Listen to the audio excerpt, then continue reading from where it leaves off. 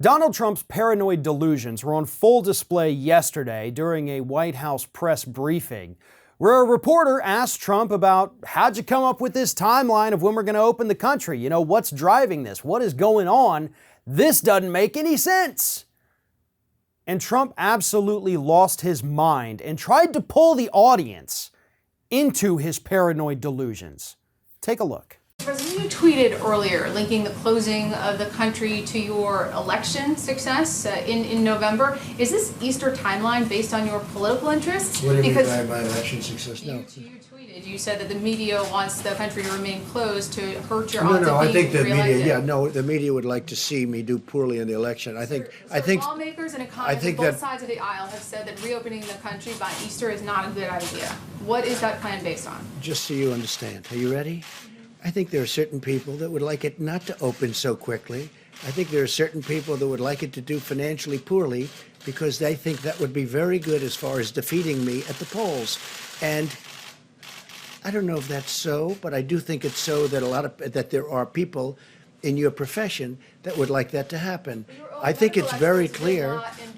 I think it's very clear that there are people in your profession that write fake news. You do. She does. There are people in your profession that write fake news. They would love to see me for whatever reason, because we've done one hell of a job. Nobody's done the job that we've done. And it's lucky that you have this group here right now for this problem, or you wouldn't even have a country left. Okay, go ahead. Wow, we wouldn't even have a country left, he says. This country would already be gone if it weren't for him and his strong leadership and the leadership of his pandemic response team. None of that is true, by the way. Also, it's not true that any members of the press out there are hoping that the economy fails. We're hoping the economy succeeds. Right now, we do not care very much about the 2020 presidential election. We're concerned about the here and the now. We're concerned about containing the pandemic, which you don't seem interested in doing whatsoever. We would like to see American workers get checks in their bank accounts right now. But instead, your administration, Republicans and Democrats in the Senate and the House, they want to give money to corporations. That is not going to actually help the economy. That is not going to save the stock market. That is not going to do anything other than pad the pockets of the people who do not need it. We want to help the economy, but you can't do that giving massive $2 trillion bailouts to corporations. You know what drives this economy just as much as the rest of us do. And whether you want to admit it, whether the public wants to admit it, we all know the truth.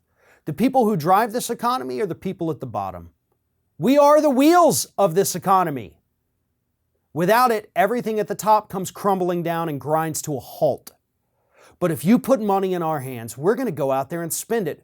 We're going to do things that we've been putting off for quite some time. We're going to make major purchases. We're going to get car repairs that are desperately needed, new tires, go to the doctor, buy our prescriptions, buy groceries. Those are the things that we would do with this stimulus money. These corporations that are laying people off left and right, these same corporations that spent all their tax refunds on stock buybacks, they're going to do the same thing with this. And I know for the moment there's a moratorium on buybacks for any company that accepts the stimulus money, but that only lasts a couple months. Then you're free to do whatever the hell you want to do. And they're going to do that. But in the meantime, Donald, nobody is wishing that this economy tanks. Nobody is trying to take you down with this virus. That's all in your head. And your lashing out at that reporter for asking you an honest question shows that you are not only not taking this issue seriously, but that you're clearly not mentally capable of leading this country. One of today's video sponsors is Skillshare, an online learning community offering thousands of classes in countless different subject areas. And right now, Skillshare has a special offer for our Ring of Fire viewers. The first 500 people to click on the link below and sign up for Skillshare are going to receive a 2-month free trial of Skillshare Premium. Skillshare offers courses in all kinds of different subject areas that you could find helpful either in your professional life or your personal life. I'm currently taking a class about iPhone filmmaking so that I can make better short films for my Twitter, my Instagram, and every other social media account here through Ring of Fire. Graphic design, video editing, arts, photography, you name it, and Skillshare has it for you. These are classes that are taught by people who know what they're doing. And you're surrounded by an online community that is also there to help you out if you need it. These classes are flexible. You can tailor it to your personal schedule. You don't have to worry about meeting these deadlines or being at a certain place at a certain time. They run around you just as it should be. These classes that are offered can help you in a wide variety of ways. Whether you're looking for something to maybe start a new hobby, or maybe you want to get a little bit more ahead at work by learning a couple new skills, Skillshare has exactly what you're looking for.